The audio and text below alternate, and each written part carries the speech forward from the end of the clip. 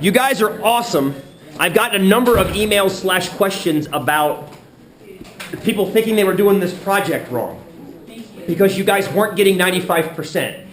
And I think that's adorable because it just shows no matter how comfortable we get with the idea of confidence, we still expect it all the time, if that makes sense. And it's one of those things. You've gone through your entire life, x equals 2, x equals 2, x equals 2.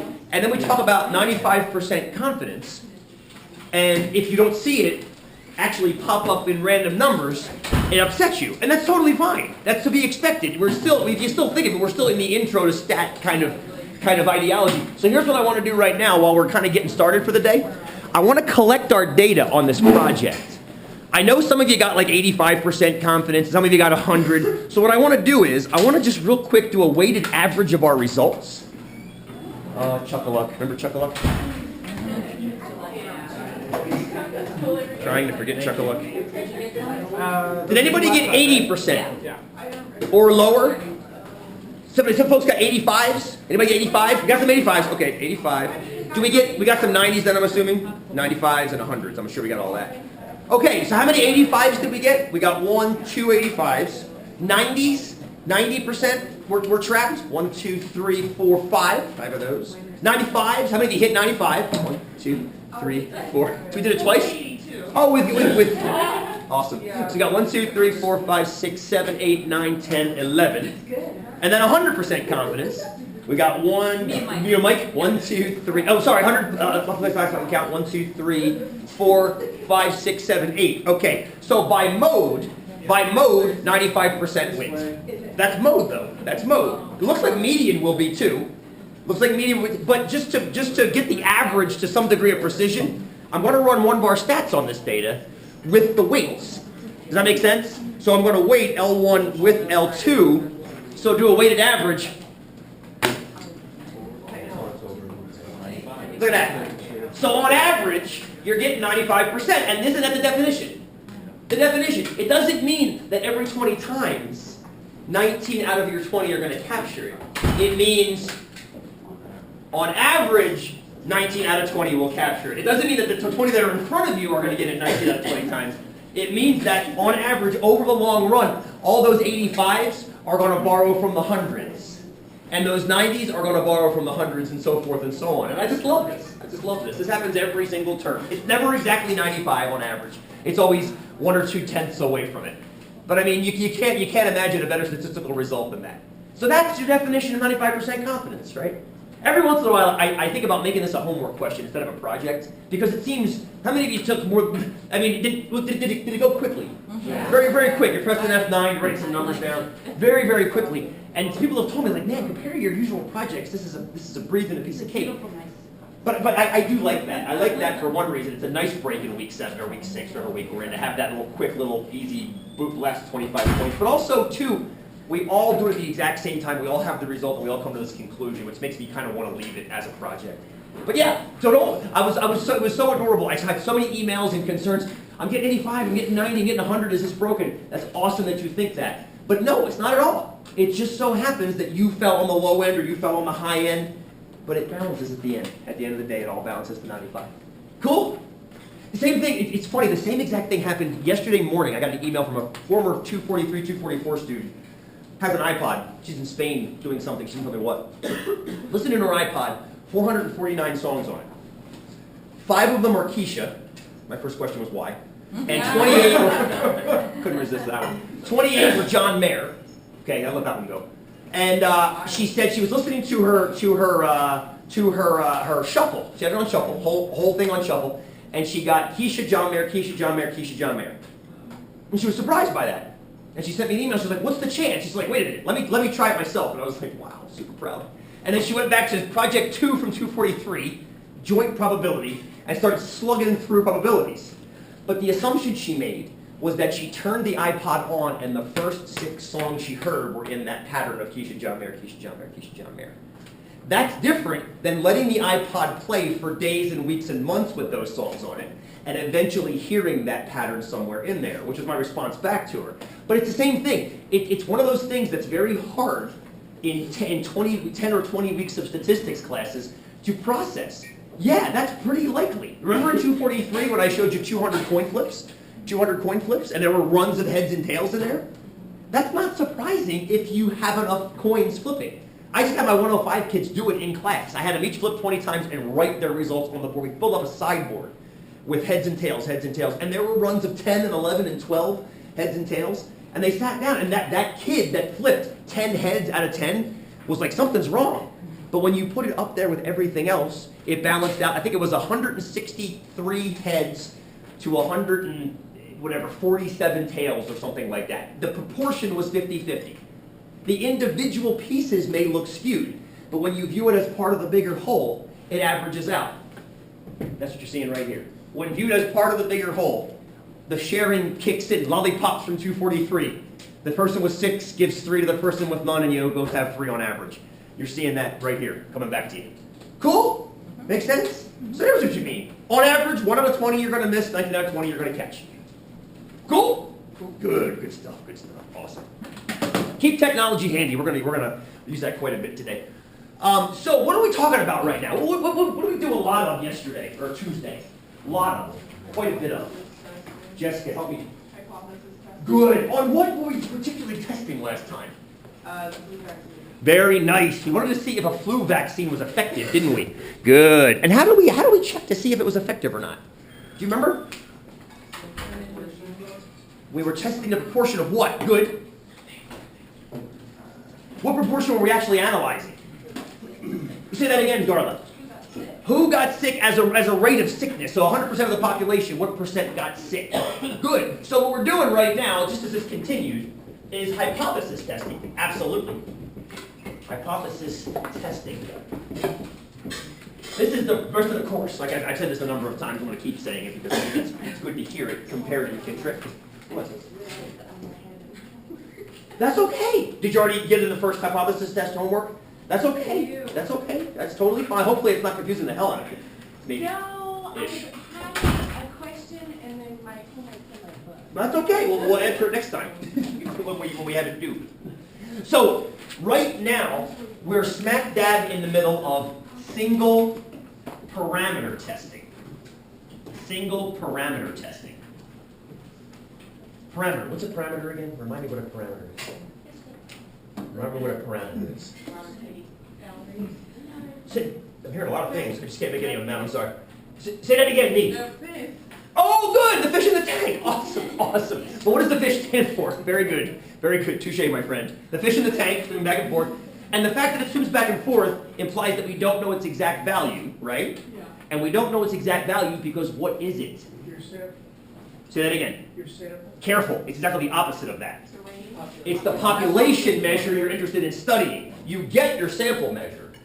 That's what you use to build a margin of error around, to create the tank that which he is talking about. But the idea of confidence is that you're building the tank 95% confidently wide. And the fish is somewhere in that 95% confident tank. And this is just one more way of measuring that.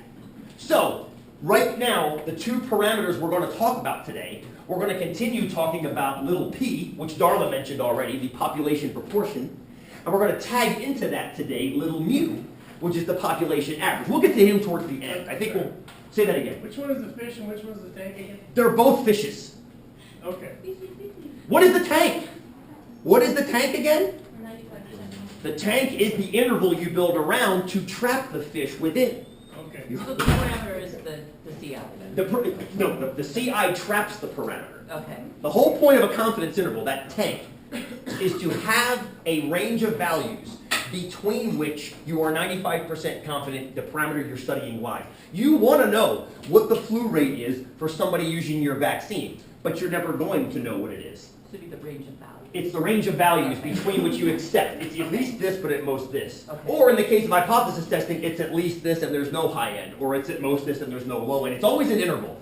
You're never going to know these things, these parameters. So you build these ranges around them and say it's at least this and at most this. Got it. That's the whole idea. And it hasn't changed. Even though we're calling this hypothesis testing, all hypothesis tests give us is a way to see if the fish has escaped the tank.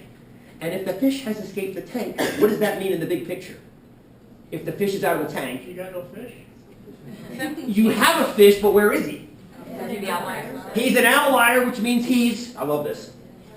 He's part of another tank, Jamie. He's in some other tank. Remember the second curve? There's another curve potentially, and the fish is more likely in that other curve. So yeah, you don't have a fish in the tank that you were expecting him to be in anymore, but now he's in some other tank that's an unexpected tank. For example, our flu vaccine. Usually 12% got sick, according to our work on Tuesday. We did a sample where 101 got sick out of 1,000. Was that evidence that the flu vaccine was working?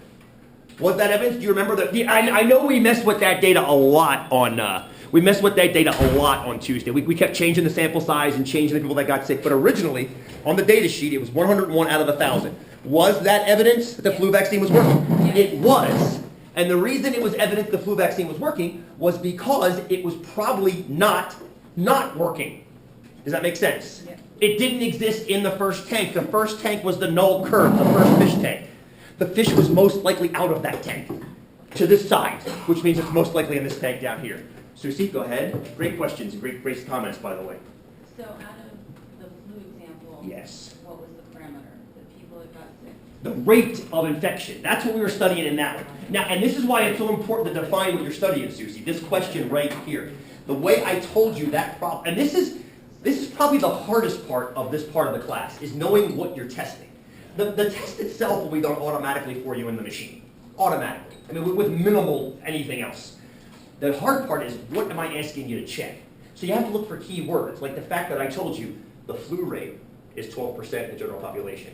We took a sample and 101 out of 1,000 got sick. Both of those imply a percentage. Make sense? Look at the next one, and we'll see how that ties in too. Same data sheet, next one down, the drug Prevnar. Go ahead and read that one contextually. Try to get what I'm getting at in that one. I'll put step 4 over here.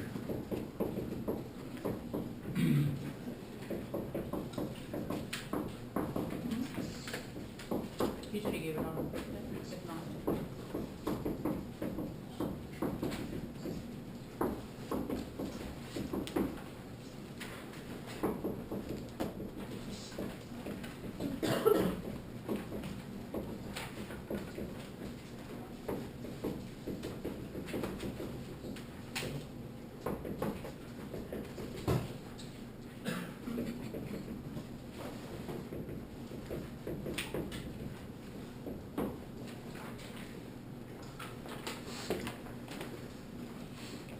How many steps do our plan have? Does our plan have in total? 4. There's step 4 over there. We'll do steps 1. Put 2 and 3 over here too, all that. What we'll do today is, I think the best way to really see these things, the best way to really see this in action is kind of going through the steps one by one. Eventually you won't need all 4 steps. Honestly. Eventually by the end of this class, you'll be skipping steps left and right and going straight to conclusions. Good for you. But I think in the beginning it makes a lot of sense to kind of make this templatized, make this modular, make this Legos. So Lego 1, 2, 3, and 4. Okay, what was step 1 always? What is step 1 always? Define your variable. Good! Define your variable, and the variable is always going to be, when we're testing a single proportion, just little p. And define the variable and state your hypotheses. Got it.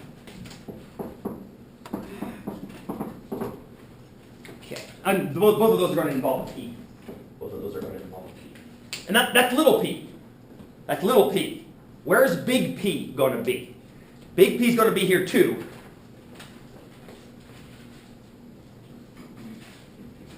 He's way over there in step 3. And make sure he's large. Make sure he's yeah. And in charge. Very nice. So, what are we trying to see here? What are we trying to see here? What are we trying to see? What are we trying to see? What are we trying to see? Darling, be brave, my friend. The loss of appetite? Good! We're trying to measure loss of appetite. We're trying to look at the rate of appetite loss of infants. Oh, go ahead, Lindsay. I just have a little bit of a separate question. Go ahead. Because I'm curious. You got it, darling. Hold that thought. How would they measure loss of appetite in infants? This is a fantastic question that begs to the heart of every data set you ever consume. Whether it's the ones I give you in class, whether it's the ones you read in your journals, whether it's the ones you experience on your own from the ground up. I don't know the answer to that. I don't, honestly, know the answer. That's why I've tried to give you whatever I can sources to these articles so you can back check them. All I'm doing right now is assuming the data they've got are fine. What do you think? How would they measure loss of appetite in infants? What do you think? What do you think? Probably just ask the parents, are they eating normal? Okay, that's one way. Get it rather than an observed study, get a response study. I like that. That's good. Ask the parents. Now that's not super scientific, but you get data that way. Bob? You'd have to have a standard. You'd have to say this is normally what Baseline. a child eats. Yeah. And then you measure it after they start taking the drug, is that decline?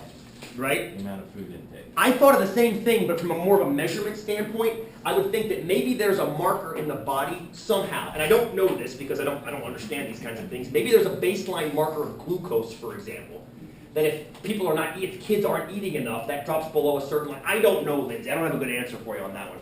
Yeah, cueing the parents is one thing, but that gets tricky. Why? They're all gonna feel differently. That's like a pain scale, right? This is like 1 to 10, how much does this hurt? 10 is excruciating, 1 is nothing at all.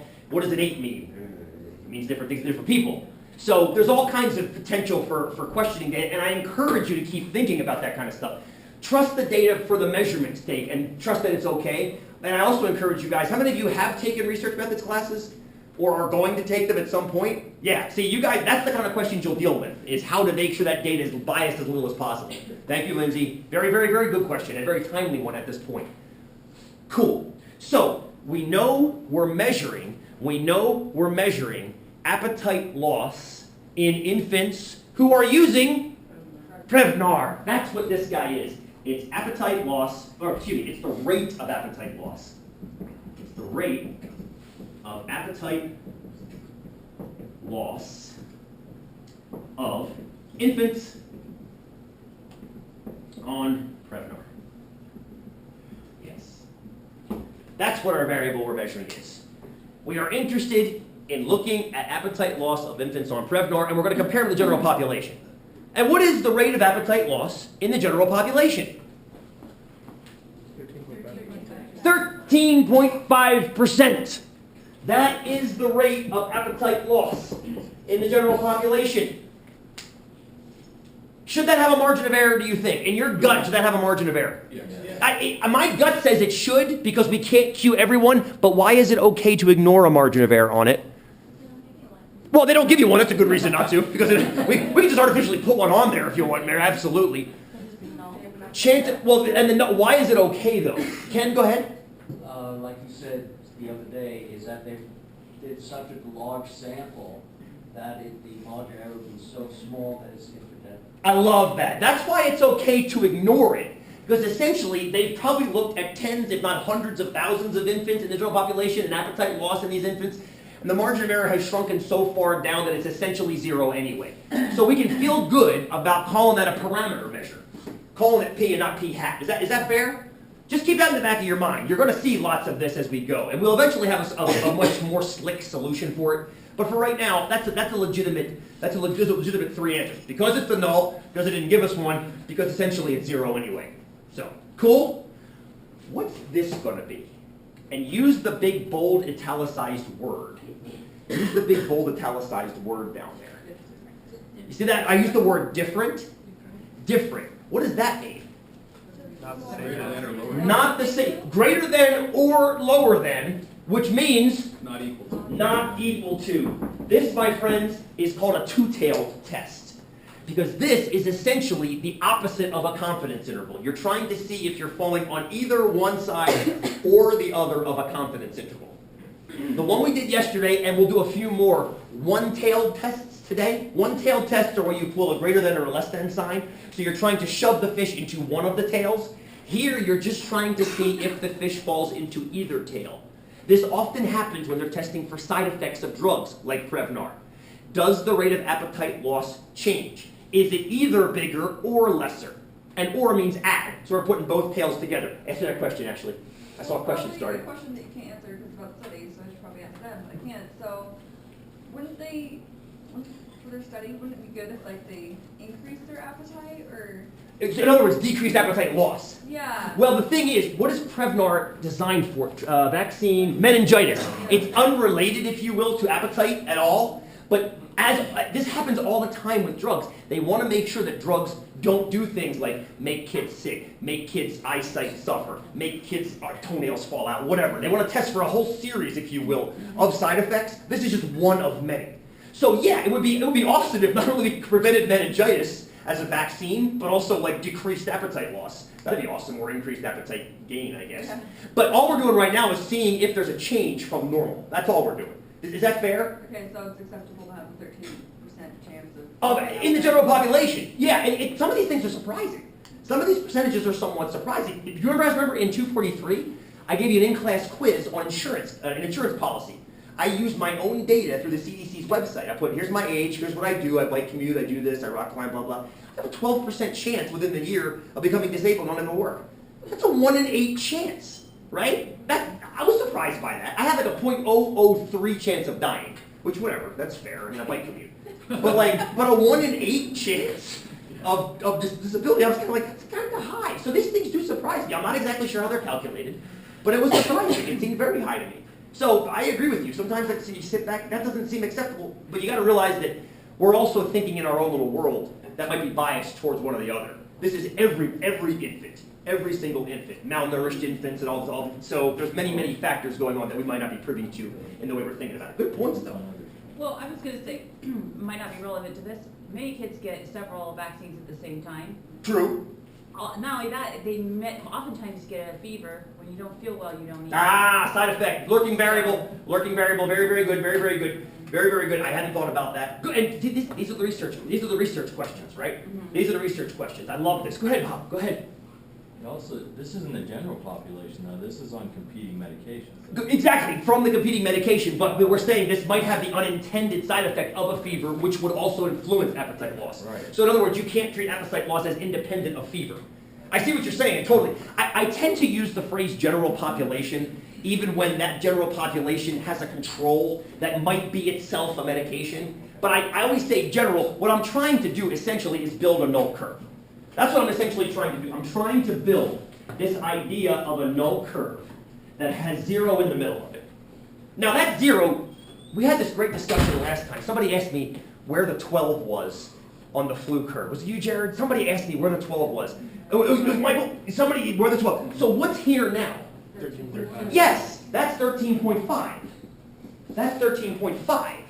What we're testing for now is we have now slapped up a symmetric confidence interval around 13.5, and we're trying to see if we fall too far to this side or to this side. Does that make sense? So either it's increased past the point of acceptability, or it's decreased past the point of acceptability. Now, I know this seems kind of weird. You're increasing appetite loss. But they're two different things, right? You're increasing the rate of appetite loss, simply meaning more kids are losing their appetite on the drug, versus here would be fewer kids are losing appetite on the drug. And when I say fewer or more, I'm talking about significantly fewer or significantly more. Is that fair?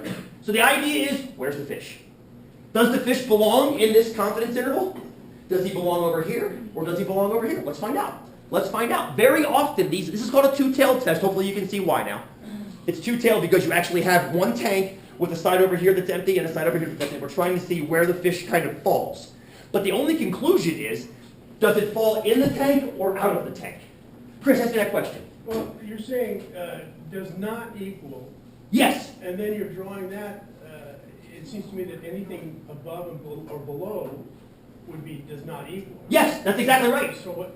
So we're trying to see, does our data fall in here, which would be the equals, or does it fall here, which would be not equal? Remember what equal means statistically. Equal doesn't mean just here. It means within an acceptable margin of error of there. So everything in here is equal. If it gets too far to either side, it does not equal. Does that answer your question? It's a great question. Susie? But we don't have a margin of error. We do. Or, excuse me, I don't have it written down there.